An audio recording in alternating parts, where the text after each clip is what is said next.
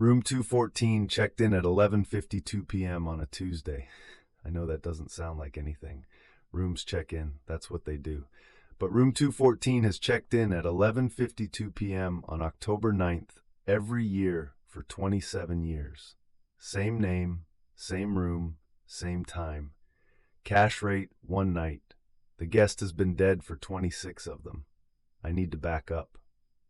I worked the night audit at a Hampton Inn off I-81 outside Roanoke, Virginia. 124 rooms, 4 floors. Interior corridors with that oatmeal carpet they all use, the kind that hides stains but holds smells.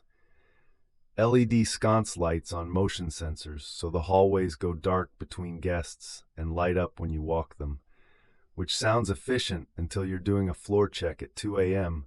and the lights are clicking on ahead of you one by one, like something is walking just out of sight. It wasn't a bad hotel. It wasn't a good hotel. It was a hotel. Truckers off the interstate, sales reps doing the Roanoke to Blacksburg loop, the occasional family that missed their exit for the Blue Ridge Parkway and needed a bed.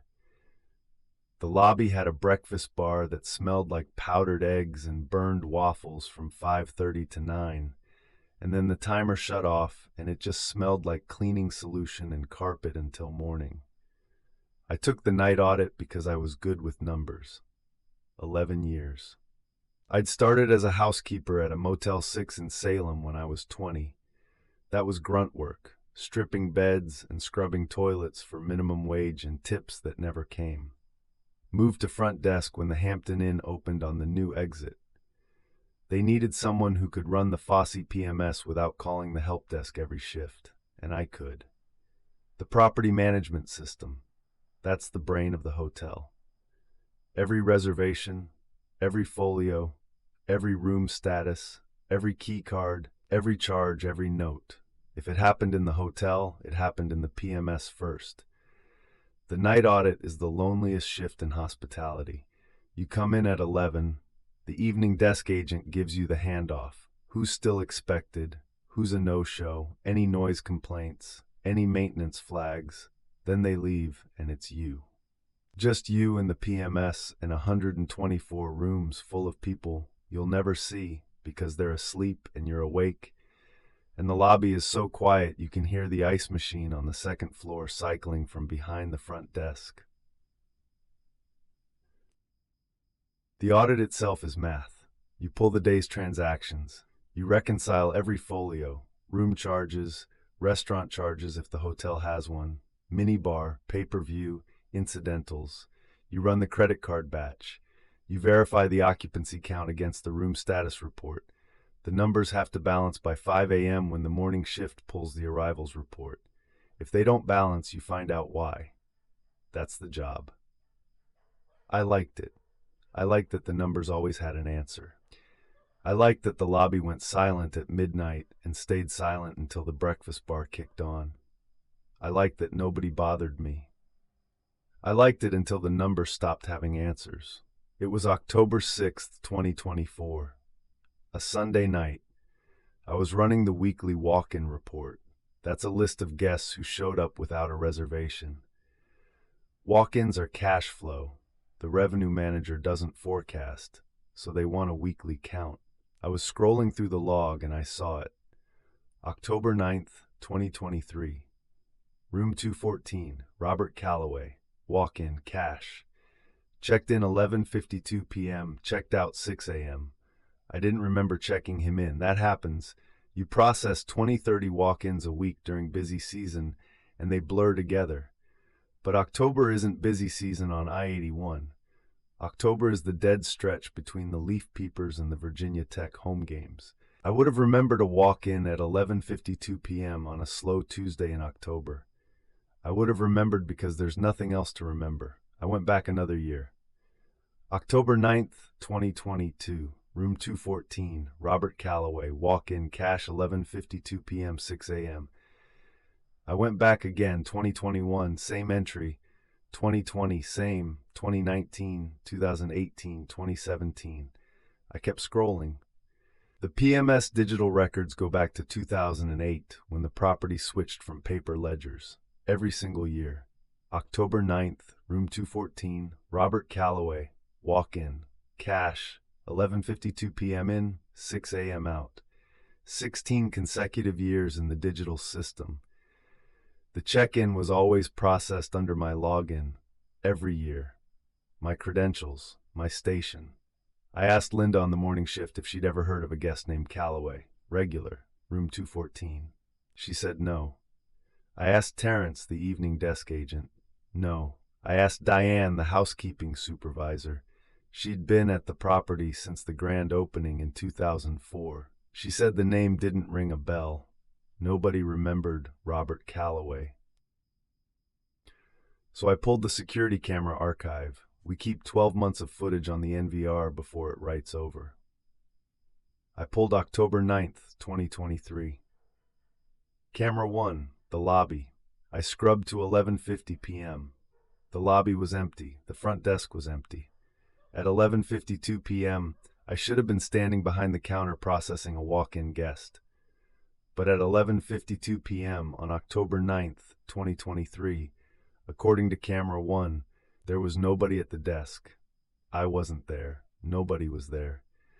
I checked my activity log for that night. At 11:45 p.m., I had started my second floor walk. The routine check where you walk each hallway, look for prop doors, listen for noise complaints.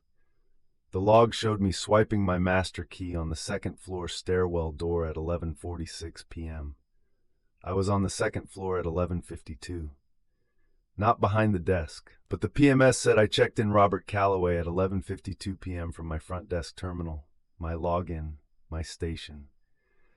The keycard encoder log showed a card was cut for room 214 at 11:52 p.m. From my encoder, the one bolted to the counter 6 inches from my keyboard. I was on the second floor. The lobby was empty, and my terminal checked in a guest, cut a keycard, opened a folio, and posted a cash rate by itself. I sat there for a long time looking at the screen. The cursor blinked. The ice machine cycled. The motion sensor light in the hallway behind me clicked off because I hadn't moved. Then I remembered the basement. There's a storage room under the lobby, a concrete box with wire shelving and dead fluorescents and all the old paperwork nobody wants to throw out because corporate says keep it. The paper guest ledgers from before the PMS conversion were down there. Banker's boxes, organized by year. If Robert Calloway had been checking into room 214 every October before the digital system, the paper ledgers would show it.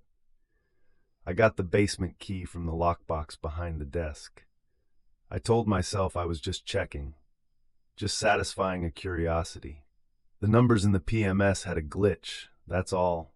Some kind of legacy entry that duplicated itself every year during the October billing cycle. It was a software problem. It had to be a software problem. I unlocked the basement door and walked down the concrete steps, and the overhead light took 3 full seconds to flicker on. And in those 3 seconds, I almost turned around. I almost went back upstairs and finished my audit and clocked out at 7 and drove home and never looked at room 214's history again. I didn't turn around, I wish I had. The basement smelled like cardboard and mildew and the chemical tang of whatever they used to treat the concrete when the hotel was built. Wire shelving along 3 walls. Banker's boxes stacked 4 high, each one labeled with a year in black marker. The earliest was 1996, a year before the hotel opened. Probably construction records or pre-opening contracts. The fluorescence buzzed at a pitch that made my teeth itch. I pulled the 1997 box first. The hotel opened in April of that year. The guest ledgers were thick binders with carbon copy registration cards filed by date. I flipped to October, October 1st, 2nd, 3rd, October 9th. 3 check-ins that day. The third one was at 11:52 p.m. Robert Calloway, room 214, walk-in, cash, one night, checked out 6 a.m. I pulled the 1998 box. October 9th, Robert Calloway, room 214, walk-in, cash, 11:52 p.m. 6 a.m., I pulled 1999, same. 2000, same. I stopped being careful with the boxes. I was pulling them off the shelves and flipping to October and running my finger down the dates and finding it every time. Every single year. 2001-2, 2004, 2005, 2006, 2007, the last year of paper records before the PMS conversion. 11 years of paper, plus 16 years of digital, 27 years, unbroken. I spread the registration cards across the concrete floor, 11 of them, paper, handwritten, each one filled out in the same blue ballpoint. I picked up 1997 and 2003 and held them together under the fluorescent light. The signatures were the same, not similar, not consistent, the same. Every curve of the R, every loop in the double L, every trailing stroke of the Y. I rotated the cards. I held them at an angle. If I'd had tracing paper, I could have laid one over the other and the lines would have matched like a photocopy. I've seen a lot of signatures in 11 years, thousands of registration cards, credit card slips, incident reports. People don't sign their name the same way twice. Not exactly. There's always a wobble, a hurry, a difference in the pen or the counter height or how tired they are. These signatures didn't wobble, they didn't vary. Across 11 years of paper cards, the signature was mechanically identical. I checked the incidental credit card field on the 1997 card. The number was there, handwritten, a 16-digit string starting with 4s and 24. I checked 2003, same number. I checked 2007, same number. I went back upstairs and cross-referenced it with the digital records in the PMS. Every year from 2008 to 2024, the same card number. 4024 XXX XXX XXXX. I ran it through the PMS payment validator. The screen came back, issuer not found. I typed the first 6 digits, the bin range, into Google. First Valley Savings and Loan, Roanoke, Virginia. I Googled the bank. First Valley Savings and Loan was acquired by Blue Ridge National Bank in 1998, which was absorbed by First Union in 2001, which merged with Wachovia in 2003, which was acquired by Wells Fargo in 2008. The original institution, First Valley Savings and Loan, had been closed since December 1997. The card number had not been active for 27 years. But every October 9th, the incidental hold authorized and the folio settled at checkout with a zero balance. That should have been enough. The signatures, the dead card number, the walk-in that nobody checked in. That should have been the part where I closed the boxes and went upstairs and finished my shift and started looking for a different job. That's what a sensible person does. But I wasn't being sensible anymore. I was being an auditor. The numbers didn't balance and I needed to know why. I typed Robert Calloway and Roanoke, VA into Google. The results loaded. The third link was an obituary page, one of those newspaper archive sites that indexes old death notices. I clicked it. Robert Allen Calloway, age 44, of Roanoke, Virginia, died October 8, 1997. Single vehicle accident, Interstate 81 northbound, mile marker 143. He lost control of his vehicle in light rain and struck the median barrier. Pronounced dead at the scene by the Botetourt County Rescue Squad. Survived by his wife Linda and 2 daughters, ages 12 and 9. Funeral services held October 11th at Oakey's Funeral Home. Burial at Evergreen Cemetery. Mile marker 143. I looked up our hotel exit, mile marker 146. 3 miles. He died 3 miles south of the hotel exit. He died on October 8th. The first registration card in the basement was dated October 9th, 1997. The night after he died, one night, cash. Room 214, 11:52 p.m. He checked in for the first time the night after he was killed on the highway that runs past the parking lot. And he had been coming back every year since. I sat in the basement, surrounded by open bankers' boxes and registration cards spread across the floor, and I did the math the way I always do, because the math is the part I'm good at. 27 check-ins, 27 folios, 27 key cards cut, 27 nights in room 214, and not one person on staff had ever seen Robert Calloway walk through the lobby. I checked the calendar on my phone. October 6th. Today was Sunday. October 9th was Wednesday. 3 days away. I was scheduled for the night audit Wednesday through Saturday. I could call in sick. I could tell the manager I needed personal time. I could swap shifts with Marcus, the relief auditor who covered my days off. He'd take the hours. He always needed the hours. I could be at home on Wednesday night with my door locked and the TV on and never know what happened at 11:52 p.m. in the lobby of a Hampton Inn off I-81. I could do all of those things. I didn't do any of them. I needed to see it. Not because I was brave. I wasn't brave. I was the kind of person who checks the deadbolt twice and sleeps with a nightlight and drives 5 under the speed limit in rain. But I was also the kind of person who can't leave a folio unreconciled. The numbers didn't balance. There was one guest too many in 27 years of records, and nobody could tell me who he was or how he checked in or why the system kept letting him. The audit was incomplete. I had to close it. Wednesday came faster than it should have. I drove to the hotel at 10:30 p.m. The parking lot was a third full. Low occupancy, maybe 40 rooms sold.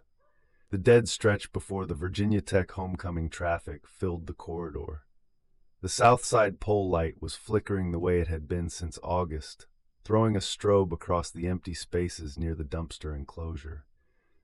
The lobby was empty. The breakfast bar was dark. The TV on the wall was tuned to the Weather Channel with the volume off. I logged into the PMS at 10:58 p.m. I pulled up camera 1 on the security monitor. The lobby, wide angle, covering the entrance doors and the front desk and the elevator bank. Then camera 6, the second floor hallway, east wing. Room 214 was the 4th door on the right. The hallway was empty. The sconce lights were off, no motion detected. I pulled a stool behind the front desk. I sat down. I put my hands in my lap. I watched the clock in the bottom corner of the PMS screen. 11:47. The ice machine on the second floor cycled, and I heard it through the ceiling tiles. 11:48, a truck downshifted on I-81, and the rumble rolled through the parking lot and died. 49. The lobby HVAC unit kicked off, and the silence was sudden and total. 11:51. I stopped breathing. Inhale. The PMS pinged. One short tone. The same tone it makes for every new reservation. The same tone I'd heard 10,000 times in 11 years. But this time my hands were in my lap and the keyboard was untouched, and the mouse hadn't moved. I looked at the screen. A new walk-in reservation had populated in the active queue. Room 214. Guest name, Robert Calloway. Rate, cash rack rate. Duration 1 night. Check-in time, 11:52 p.m. Processed by my login. My station. I hadn't touched anything. I looked at camera 1. The lobby was empty. The entrance doors were closed. The elevator was on the first floor, doors shut. There was nobody in the hotel lobby except me. Then I heard the key card encoder, the mechanical click of the card slot engaging, the electric whir of the magnetic strip writing, the soft thoop of the card ejecting into the output tray. I turned my head. The encoder was bolted to the counter 18 inches to my right. A key card sat in the tray, white, standard issue. I didn't pick it up. I leaned over and looked at the encoder display. It read Room 214, encoded, ready. My hands were still in my lap. I hadn't programmed a card. The encoder had activated by itself. I looked at camera 6, second floor hallway. The motion sensor sconces were off, dark corridor, just the green emergency exit sign at the far end. Then the sconce outside room 214 clicked on. One light, one pool of warm LED on the oatmeal carpet. No motion in the hallway. Nothing had walked past the sensor, but the light was on. The door indicator light on room 214 flashed green. The lock disengaged. The door opened, 3 inches, maybe 4. From the inside, I watched it on the monitor. The door moved inward slowly, the way a door moves when someone pulls it open with one hand while holding something in the other. But there was no one in that room. Housekeeping had turned it over at 2 p.m. I had checked the room status at 11 p.m. Vacant, inspected, ready for sale. The door closed, softly, and then the light came on inside the room. I could see it on camera 6, a warm glow bleeding under the door and into the hallway carpet. The wake-up call system updated. I watched the notification pop up on the PMS. Room 214, wake-up call requested, 5 a.m. The request had been submitted through the in-room phone system. Dial code 55 from the room extension. Someone in room 214 had picked up the phone and dialed 55 and requested a 5 a.m. wake-up call. The room was empty. I had watched the door on camera. Nobody entered from the hallway. Nobody. I sat at the front desk for 5 hours. I did not do my floor walk. I did not reconcile the folios. I did not run the credit card batch. For 5 hours, I sat on the stool with my hands in my lap and watched camera 6. The second floor hallway stayed empty. The light under room 214's door stayed on. Once, around 2:30 a.m., I heard a sound from above. Not a footstep, not a voice, a tap, like someone tapping a fingernail on a hard surface. One tap, then nothing. The ice machine cycled and covered whatever came after. At 4:47 a.m., the minibar sensor for room 214 logged an update. 1 bottle of water removed. At 4:51 a.m., the pay-per-view system logged a charge to room 214. Basic cable information channel, duration 3 minutes. Someone had turned on the TV. I didn't move. 5 a.m., the wake-up call system auto-dialed room 214. I watched the call status on the PMS screen. Ringing, ringing. The status changed. Connected. Duration counting, 1 second, 2 seconds, 3 seconds. Call completed, guest confirmed, 4 seconds total. The system records wake-up calls for 24 hours. I opened the recording log. I found the 5 a.m. call to room 214 and pressed play. I held my breath. 2 rings, a click, then a voice. Thank you. It was my voice, not a recording of something I'd said before, not a sample or a glitch or an echo. My voice. The exact way I say thank you when I'm distracted. Flat, half swallowed, the T in thank barely there, because after a decade of front desk calls, you stop enunciating. That was my voice saying words I hadn't spoken. I had been sitting at the desk in silence for 3 hours. I hadn't spoken since I told the evening agent goodnight at 11:15. I played it again, my voice. Thank you. I played it a 3rd time and then I closed the log because if I played it again, something in me was going to come apart. 6 a.m., the PMS updated. Room 214, checkout complete, folio settled, balance 0, guest departed. Room status changed from occupied to dirty. I looked at camera 6. The door to room 214 opened. The light inside turned off, the door closed, nobody came out. Nobody walked the hallway. Nobody took the elevator or the stairs. I checked camera 1, camera 3, camera 5, lobby, stairwell, elevator, interior. Nothing. Nobody. The hotel was as empty as it had been all night. I stood up from the stool. My knees cracked. My left foot was asleep. I walked to the elevator and pressed 2 and rode up in silence and walked the 2nd floor hallway with the sconce lights clicking on ahead of me one by one. Room 214, 4th door on the right. The key card reader showed green. Last access, 6 a.m. I opened the door. The bed was used. Right side. The sheets were pulled back and the pillow had a dent in it. Not the center, the right side.